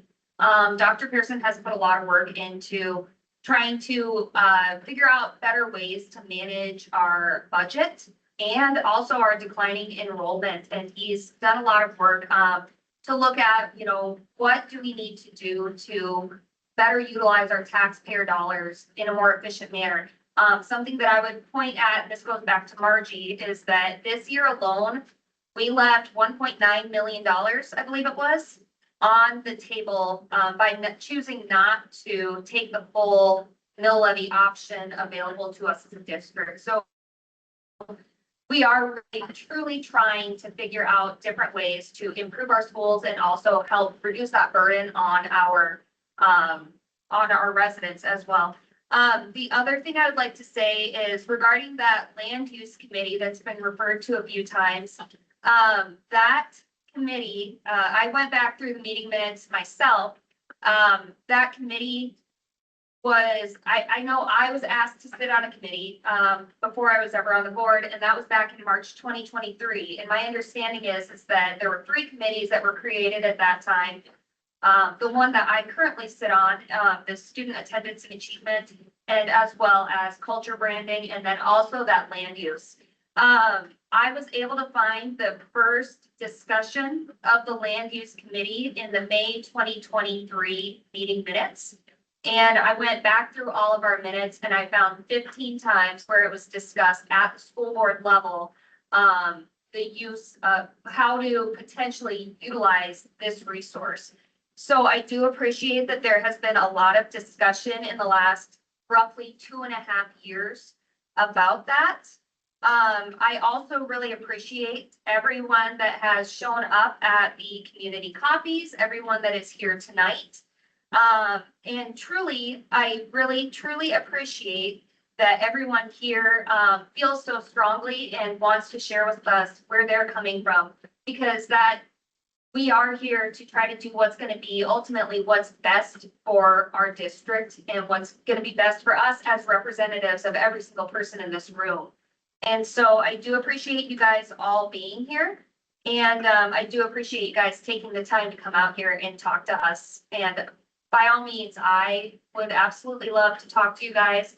If you are not comfortable, talking in this forum directly with me, feel free to reach out to me. My email address is on the school website, and probably about 70% of you have my cell phone number. I want to thank everybody out for coming too. This is one of those proposals that's not, no matter what we choose, because of the votes, we're not going to be able to please everyone, but we do appreciate everybody's input on what we should do with this property. This property sat with the school for a long time. It seems like it might be time to do some things with it. Probably not an all or nothing something, but something, move into it and see what's available. What we decide to sell one of the tracks, see how that goes. Perhaps I'm not sure what the board's going to decide. That's kind of my feeling, maybe where we should go with it.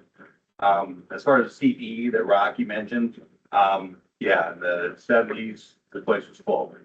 160 some kids in my class. I graduated in 1981. And we had a lot of opportunities. I have an old one for a teacher too, had welding. And when you have a lot of kids, there's a lot of opportunities for CPE. Part of the problem we have is with the declining enrollment. There's less kids to fill those classes. So it makes it, we have a dual problem. One is we'd like to provide all these CPE classes, but then again, you have to have students to go. So it makes it very difficult.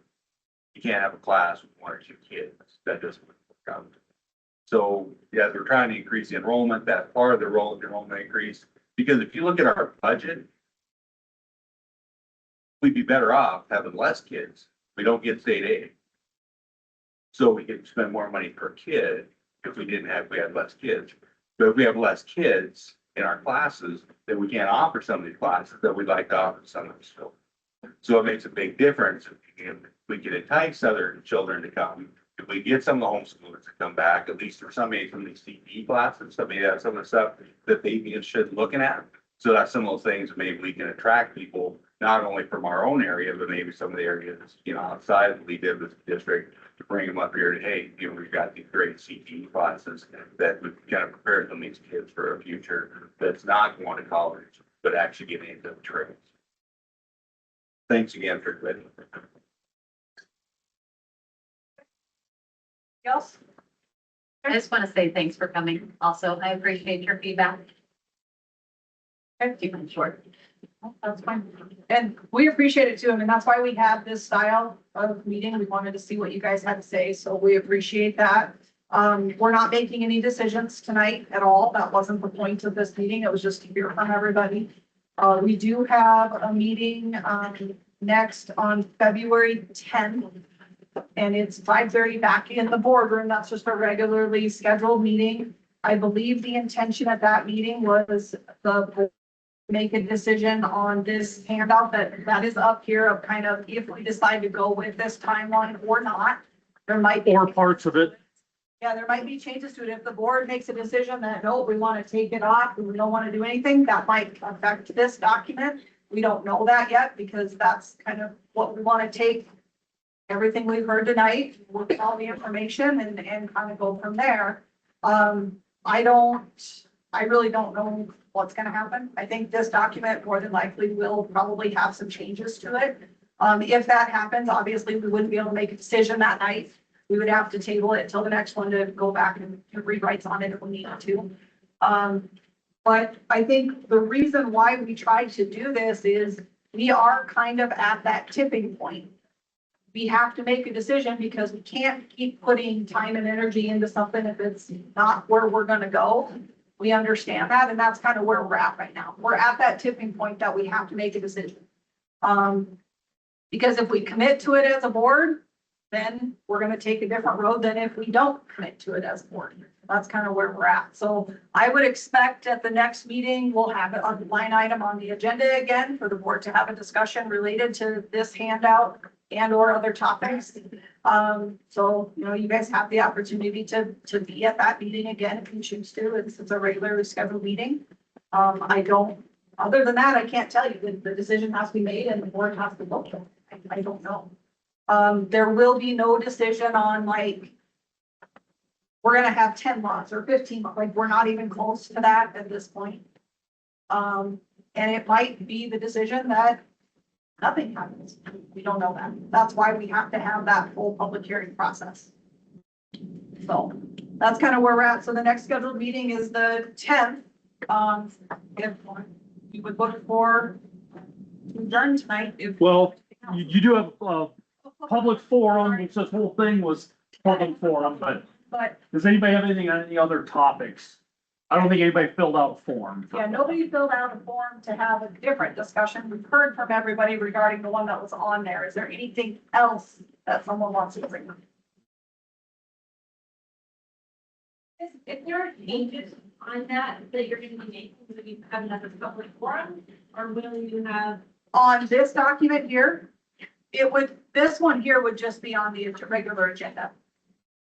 Yeah, so not necessarily, like, for instance, like there's not gonna be something out of left field, like a totally different direction. Like, if they did that, yeah, there'd be a whole nother process, and I might just retire if we do that. But anyway, but like, if they decide to not do something on there, like, you know, Amber said, well, if we do something different, we might table it for a month. I don't know if they even necessarily have to do that. Like, if there's something on there that they're not gonna do, you just don't approve that part. I mean, and that's not to say there will be action on February 10th. Does that make sense though? Like, I don't think they would go through this whole process again, to take something off the table or to, because you don't like you don't have a negative board motion. You don't have a motion to not do something. You just don't do it. You just don't have a motion. It's kind of how that procedurally works, so. Yeah, because I can tell you by looking at this, the first phase is completed. We have a plat going to the city of Lead. We have covenants that could be recorded if that plat gets approved. It's kind of an if. And the district has organized the public meetings, which is what these are. That was the first phase of the plan is done. Now, the second phase would be if the school board chooses to go forward, then they would have to do construction, staffing, you know, all of that stuff. So I think that's where we're at right now is that phase one. But if the board chooses to go forward, you would move into phase 2 and phase 3, but they may not. I don't know. I don't know. I think one of the things that the audience really wants to know is we've had this meeting here and you're going to make a decision down the road. Before that decision is made, I think the majority of these people want to know so they can make sure they're at that meeting. So I would say You know, every school board meeting is the meeting. So there's all, if we're going to have a public hearing, that would be on the agenda. Does that make sense? yeah, that's what people want to know. Yeah, if there's going. If you're gonna go, oh, yeah, because that, I've seen it happen, you know, and I'm not as young as I used to be, but I've seen it happen where you go through this process and you talk about things and there's only one person maybe that raises their hand that's in favor of teacher or employee housing in our district. And then a month down the road, after everybody's back to their jobs, then all of a sudden it's done. So I would we say don't the want next that to board happen. meeting, the next board meeting, if you want to hear what is going to happen, I would be in attendance. Because I think a decision will be made one way or another, whether it's, we're not gonna do anything, or we might do something. Or, yeah, or like the decision would be, like, if the decision is to move forward with one of those other phases, like that would mean that, okay, the next phase of studying that and getting, like, drilling down on those numbers and all that, those would be the next steps to happen. It wouldn't be like February 10th, they're gonna vote on it, hey, let's continue with phase 2, and then it's a done deal, you can't back out of it, you can't, you know, like, because we kind of talked about that, to move forward with any of that, there's more legwork that needs to be done. Well, several of you pointed out that you don't think I should spend my time on this, and I agree, there's a point where it's like, well, yeah, if we're not gonna do it anyway, like I'm not gonna organize all that committee work and all that other stuff on something we're not gonna do. So does that make sense? So like we're kind of,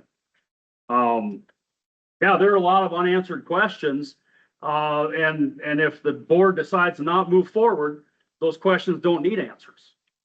The agenda for the February meeting is typically going to be available online for anyone to review, usually by the Friday before, maybe the Saturday before.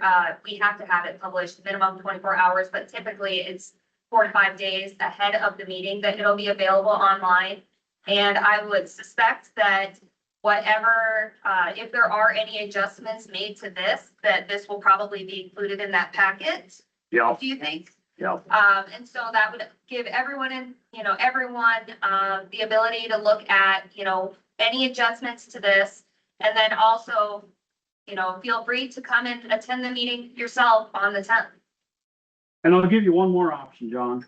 If you call me and say, hey, what, like, is something coming up here this next meeting? I promise I'm not gonna lie to you. Unless we cancel it, we do a planning and zoning meeting on the 10th also. Okay. So conflict of meetings next, unless we cancel that meeting. Change. I got a question that's burning a hole in my brain. Is obviously every taxpayer in the district isn't sitting in this room. But you've seen a pretty good representation about whether or not this group thinks you guys should get into the private enterprise of building homes. And my question to you guys is, who you represent, and if every taxpayer was sitting in this room right now, and the question came up, okay, do we think that the school should get into the home building business? And you saw that it was an absolute no. Would you move forward anyway, regardless of what the group was pushing for? And maybe that's. I think that's an unfair question because we just heard all of this stuff. I think you got to give us a chance to look at everything and decide. And that's why we don't make a decision tonight, because we're not making that decision tonight. We're doing it at the next meeting. So everybody has a chance to go and think about it themselves. I might have differing opinion than the next person, so I'm not gonna answer. Because I don't know. Black and white, Amber. That's your call, that's not mine. I can have my opinion. It's not too hard to count. And my question really is, if you absolutely knew that the majority of the taxpayers were against you getting into the home building business, would that matter?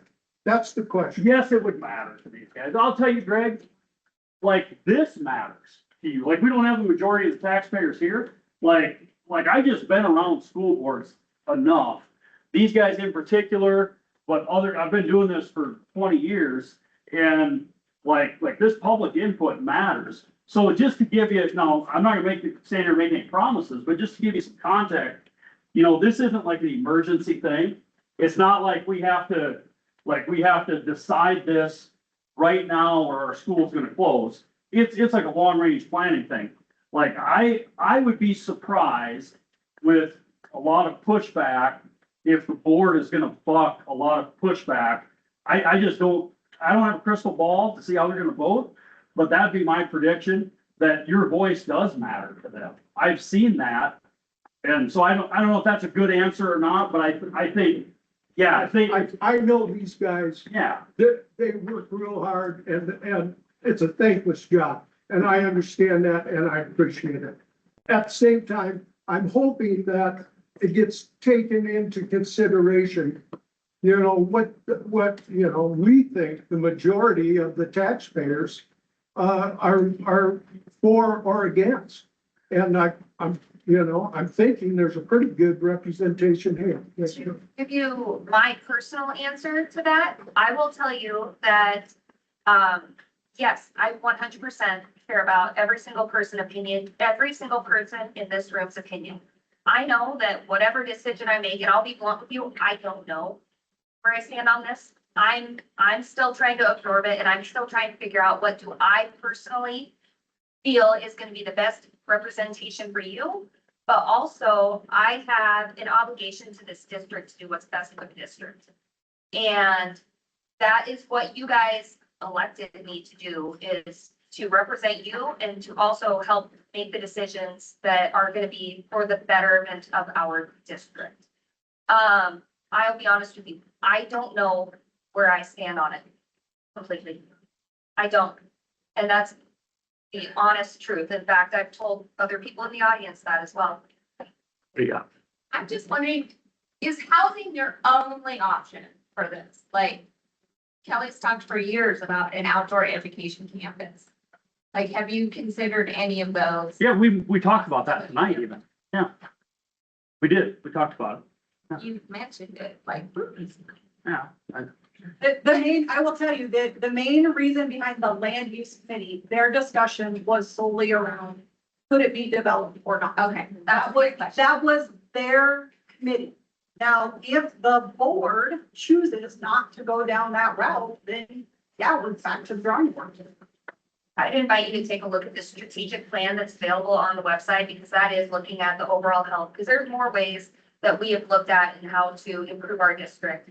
Currently we have the 4 committees, the student attendance achievement, the land use, the culture and branding, and then also that homeschool outreach. Those are all committees that are focused on helping to improve our district and improve our enrollment and that type of thing. That's all we have to put. Why don't you see what that property is worth instead of wondering about it? Why don't you put it out there for sale? We could, that's an option the board I has. mean, you were saying we could. We haven't made a decision yet, Clint, that's what I'm saying. That's what I mean. Let's make that decision, because that might surprise everyone. Correct. Then you bank that, and you have your interest coming off that. You don't need to be in real estate stuff to, keep your school and your teachers with. Yep. So I think something I think is getting lost in this discussion. That is why we are saying we're not going to make a decision tonight.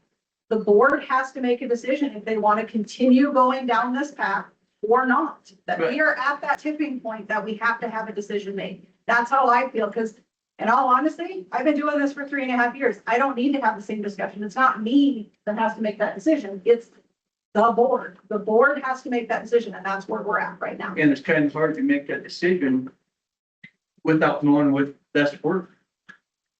So you're saying like do an appraisal or? Yeah, put it out there on the internet, worldwide. So Greg, one more thing I'll say, like a phenomenon that happens with boards and this public input and all this. Like, we don't have all the taxpayers here, but we have people that showed up. So yeah, there are people, I've had people that come up to me and say, hey, I think this is a good idea. Well, guess what? A lot of those people didn't show up. So it's kind of the deal, like if you don't show up, you kind of miss out. Your voice is being heard. And if there's somebody with a contrary opinion to yours, guess what? They're not being heard tonight. So I don't know, maybe that should make you feel a little bit better. But yeah, the people who show up have more of a voice. That also happens when the board weighs their decision. So that, it matters. It does. I think it's important to know that, that's why we held these meetings. We wanted to hear what you have to say. So that's where we're gonna kind of end it. We've had the public forum. The next meeting, I would highly suggest that you be in attendance if you want to. We could probably move locations if we needed to. Always use this space if we need to, and that's fine. I don't think anybody has an issue with that. I think all of the board members are gonna go back and they're gonna have to, do their own due diligence, look at the buzz stuff that's been provided, listen to all the comments and make a decision. That's what's gonna have to happen. I appreciate everybody, being here tonight. It was really good to hear from everybody. I do especially appreciate everybody, being respectful, having a discussion with us. I do appreciate that. I deal with a lot of people that don't do that, so it's really nice to see that from everybody. I really do appreciate that. So at this point, I'm gonna call for an adjournment of the meeting. I'll make that motion. I'll second. Okay, we have a motion and a second. The meeting would be 7:25, adjourned at 7:25. Thank you, everybody, very much.